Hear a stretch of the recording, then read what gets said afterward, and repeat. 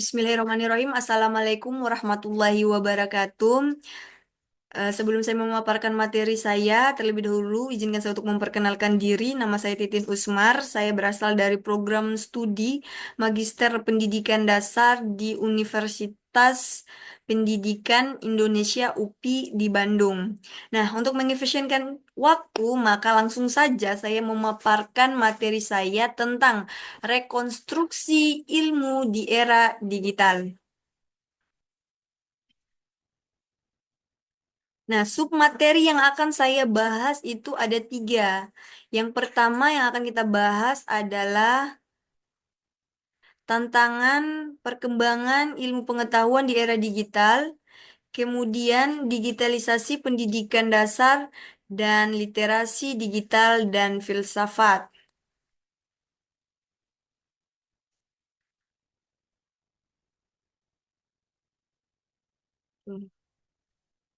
Oke.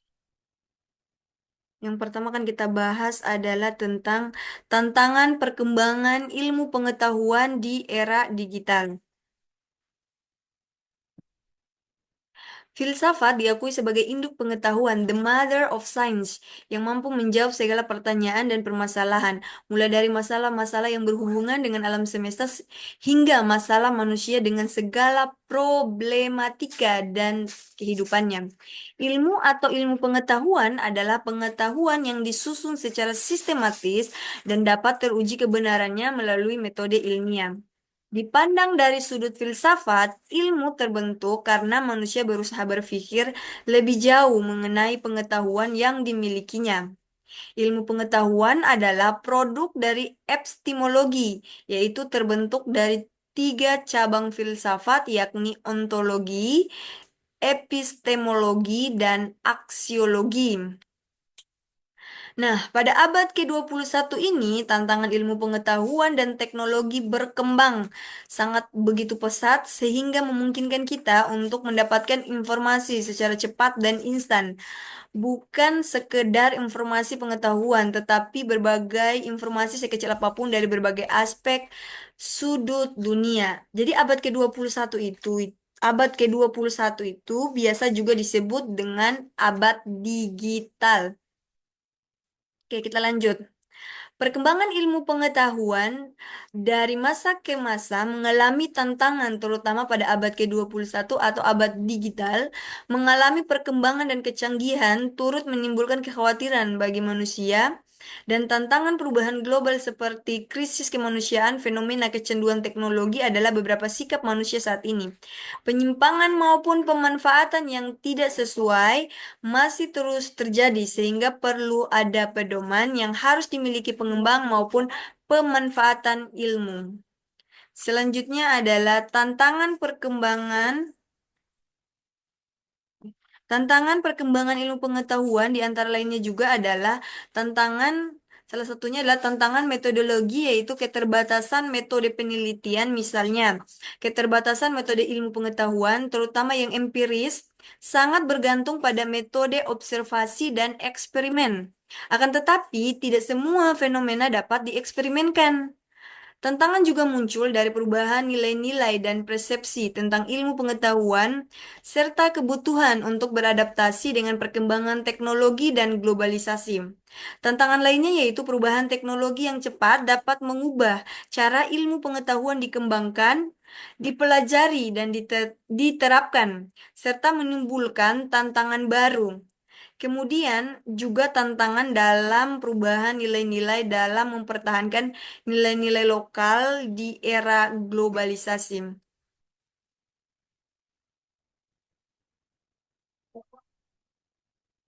Tantangan perkembangan ilmu pengetahuan dan teknologi juga dapat menyebabkan perubahan mental dan perilaku masyarakat, di mana makin tinggi tingkat kemajuan ilmu pengetahuan dan teknologi yang dimiliki masyarakat, makin modernlah kehidupan masyarakat yang bersangkutan. Nah, apa itu modern atau modernisasi itu mencakup perubahan mental perilaku, pengetahuan, struktur keterampilan masyarakat sesuai dengan tuntutan kehidupan masa kini. Oke. Ya, selanjutnya kita bahas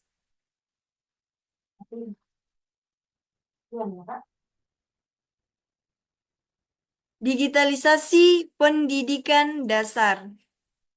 Nah, sebelum saya bahas tentang digitalisasi pendidikan dasar, terlebih dulu saya bahas dulu apa sih itu digitalisasi. Jadi, digitalisasi itu adalah proses perubahan dan penggunaan analog ke teknologi digital. Nah, di era digitalisasi sekarang ini, pendidik mendapatkan begitu banyak tantangan dalam menghadapi berbagai perkembangan ilmu pengetahuan dan teknologi yang begitu pesat, sehingga menuntut pendidik untuk mampu beradaptasi dengan perkembangan tersebut. Bukan hanya itu saja, pendidik juga mengalami tantangan menghadapi perkembangan peserta didik di abad 21 ini.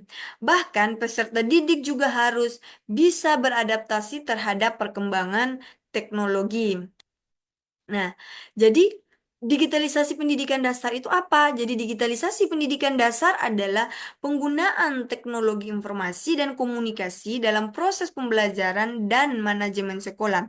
Saya ulangi lagi ya, digitalisasi pendidikan dasar adalah penggunaan teknologi informasi dan komunikasi dalam proses pembelajaran dan manajemen sekolah. Nah, tujuannya untuk apa? Jadi tujuannya adalah untuk meningkatkan kualitas dan efisiensi pembelajaran, kemudian memperluas akses pendidikan dan mempersiapkan siswa di era digital. Digitalisasi dapat berwujud apa saja. Jadi digitalisasi itu apa-apa saja sih wujudnya. Jadi wujud digitalisasi itu berkaitan dengan teknologi, kemudian perangkat keras, perangkat lunak, hingga jaringan internet. Jadi itu kalau kita sudah menggunakan eh, itu semua, maka kita sudah menggunakan memanfaatkan digitalisasi. Kemudian, di sistem pendidikan di Indonesia juga mengalami banyak perubahan dan harus beradaptasi di era digitalisasi ini. Apa saja proses adaptasinya atau yang diadaptasi sistem pendidikan di Indonesia atau memanfaatkan digitalisasi, yaitu salah satunya adalah perubahan perubahan dalam metode pengajaran, kemudian akses informasi dan interaksi antara siswa dan guru. Nah, salah satu salah satu pemanfaat, nah, sorry, nah, oke, saya ulang ya. Jadi di sistem pendidikan Indonesia ini juga mengalami banyak perubahan dan harus adaptasi di era digitalisasi. Salah satunya adalah perubahan dalam metode pengajaran, akses informasi, dan interaksi antara siswa dan guru. Nah, oke, sabar. Oke. Pemanfaatan digitalisasi di pendidikan dasar itu ada beberapa, yaitu saya klasifikasikan, yaitu pemanfaatan untuk yang pertama adalah untuk peningkatan kompetensi pendidik, kependidikan dan dinas pendidikan, yaitu seperti program pembatik, yaitu pembatik adalah pembelajaran berbasis berbasis tik. Kemudian selanjutnya yang kedua adalah pemanfaatan digitalisasi di pendidikan dasar di pendidikan di Indonesia. Yang kedua adalah pemanfaatan aplikasi-aplikasi pembelajaran seperti aplikasi Miro, Microsoft Whiteboard, Google Doc, dokumen, kemudian Spreadsheet, Slide, dan Canva. Pemanfaatan aplikasi-aplikasi pembelajaran seperti aplikasi Miro, Microsoft Whiteboard, Google Doc ya. Itu sudah selanjutnya. Yaitu yang ketiga adalah pemanfaatan digitalisasi pendidikan Indonesia. Yang ketiga adalah sumber belajar digital. Jadi ada tiga ya, yaitu pemanfaatan peningkatan kompetensi pendidik kependidikan dan dinas pendidikan, kemudian pemanfaatan aplikasi-aplikasi untuk menunjang suatu proses pembelajaran, kemudian yang ketiga adalah sumber belajar digital yang bisa kita gunakan, yaitu adalah platform teknologi pembelajaran digital seperti akun belajar ID, rapor pendidikan, rumah belajar, dan awan penggerak. Itu adalah sumber-sumber belajar yang dapat kita peroleh, sumber belajar digital yang dapat kita peroleh melalui akun belajar ID, rapor pendidikan, rumah belajar, dan awan penggerak. Jadi tiga itulah pemanfaatan digitalisasi di pendidikan Indonesia. Oke, selanjutnya adalah tentang saya bahas selanjutnya adalah literasi digital dan filsafat teknologi. Oke. Yang pertama saya bahas ada tentang literasi digital.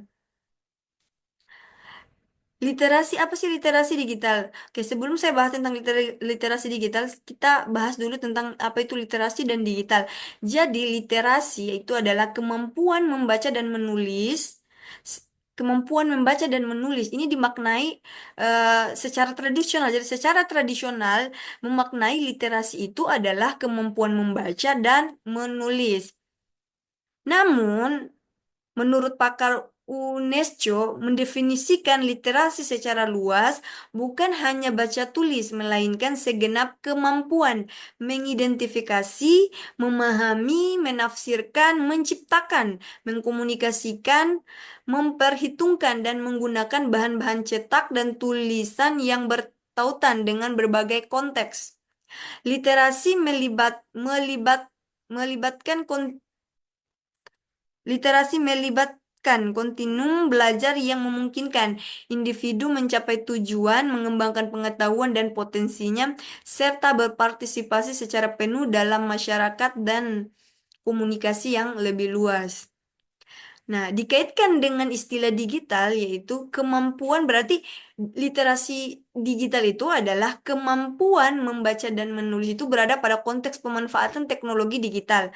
Jadi, literasi digital dalam peluasan maknanya menuju literasi kolaborasi, interaksi, kreatif yang didukung oleh teknologi. Berarti, literasi digital itu adalah kemampuan untuk kemudian memanfaatkan atau eh, memaknai kolaborasi interaksi oleh yang didukung oleh teknologi. Atau ini yang lebih jelas menurut Hobart, literasi digital itu merupakan kon konsel konsentrasi pengetahuan, keterampilan dan kompetensi-kompetensi yang diperlukan untuk berkembang dalam budaya yang didominasi oleh teknologi. Nah, John Cavalier Barflang mengatakan bahwa seseorang dapat dikatakan eh, seseorang dapat dikatakan memiliki literasi digital apabila ia memiliki kemampuan untuk dapat menyelesaikan tugas secara efektif dalam lingkungan digital yang diantaranya terdiri atas kemampuan membaca dan menginterpretasikan media, mereproduksi data dan gambar-gambar melalui manipulasi digital, serta mengevaluasi dan menerapkan pengetahuan baru yang diperoleh dari lingkungan digital. Bel Belsau mengatakan ada 8 elemen esensi dalam mengembangkan literasi digital, yaitu antaranya yang pertama adalah kultur, yaitu pemahaman ragam konteks penggunaan dunia digital. Yang kedua, konstruktif, yaitu reka cipta sesuatu yang ahli dan aktual. Tiga, kognitif, yaitu daya pikir dalam menilai konten. Empat, kepercayaan diri yang bertanggung jawab. Lima, komunikatif, yaitu memahami kinerja jejaring dan komunikasi di dunia digital. Enam, kritis dalam menyikapi konten. Tujuh, kreatif, melakukan hal baru dengan cara baru. Delapan, bertanggung jawab secara sosial. Nah, ada 3 aspek yang dibutuhkan supaya aman dan nyaman pada saat beraktivitas di media digital, yaitu sebagai berikut. Yang pertama adalah afektif. Afektif yaitu kecakapan yang bertumpu pada empati agar pengguna media digital punya kesadaran bahwa keamanan digital selain tentang perlindungan perangkat digital dan data diri sendiri juga menjaga keamanan penggunaan yang lain sehingga tercipta sistem keamanan yang kuat.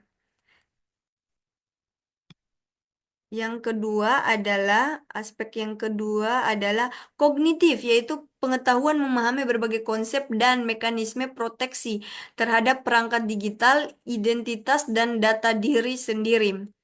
Yang ketiga adalah kritis, yaitu kemampuan dalam menganalisis, menimbang, serta meningkatkan kesadaran keamanan digital dalam kehidupan sehari-hari. Nah, perlu juga ditingkatkan perilaku literasi digital di mana ada 5 indikator atau kompetensi yang perlu ditingkatkan. Yang pertama, sabar. Yang pertama adalah jadi perlu ada 5 indikator atau kompetensi yang perlu ditingkatkan pada literasi digital. Yang pertama adalah pengembangan perangkat digital, yang kedua peng- pengemanan identitas digital, yang ketiga mewaspadai penipuan digital, yang empat memahami rekam jejak digital, yang kelima memahami keamanan digital bagi anak. Nah, sekarang kita berbicara tentang filsafat teknologi. Filsafat teknologi itu adalah filsafat itu adalah ilmu yang menyelidiki segala sesuatu dengan mendalam mengenai keutuhan alam, semesta, dan manusia sehingga dapat menghasilkan pengetahuan tentang bagaimana hakikatnya, sejauh mana dapat dicapai akal manusia dan bagaimana sikap manusia itu seharusnya setelah mencapai pengetahuan.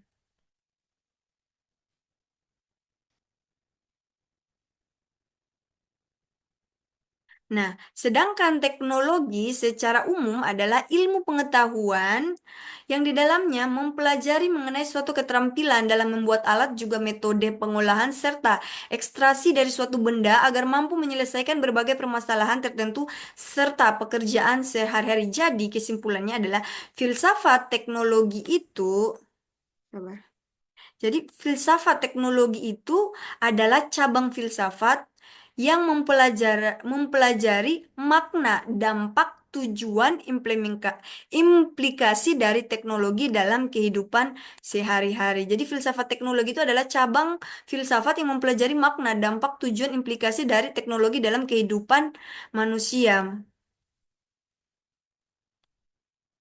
Selanjutnya, nah, poin penting yang dibahas dalam filsafat teknologi yaitu ada etika teknologi, hubungan manusia dengan teknologi, mengkaji makna teknologi dan dampak teknologi, tantangan dan peluang teknologi, peran teknologi dalam masyarakat. Oke. Filsafat teknologi juga banyak membahas topik, salah satunya adalah isu tentang pengaruh teknologi pada masyarakat dan kebudayaan.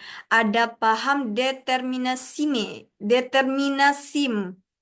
teknologi yang menyatakan bahwa teknologi menyebabkan perubahan masyarakat dan kebudayaan secara menyeluruh. Oke, ini slide yang terakhir yang ditunggu-tunggu ya. Mempresentasikan materi yang rumit ini. Nah, waktunya saya untuk mengakhiri. Namun sebelum presentasi ini berakhir, izinkan saya mengutip kutipan yang sangat menarik perhatian saya. Begini kutipannya. Orang jahat terlahir dari orang baik yang banyak ditanya saat presentasi. Sekian dan terima kasih. Oke, sekian dan terima kasih presentasi yang bisa saya bawakan pada kesempatan hari ini.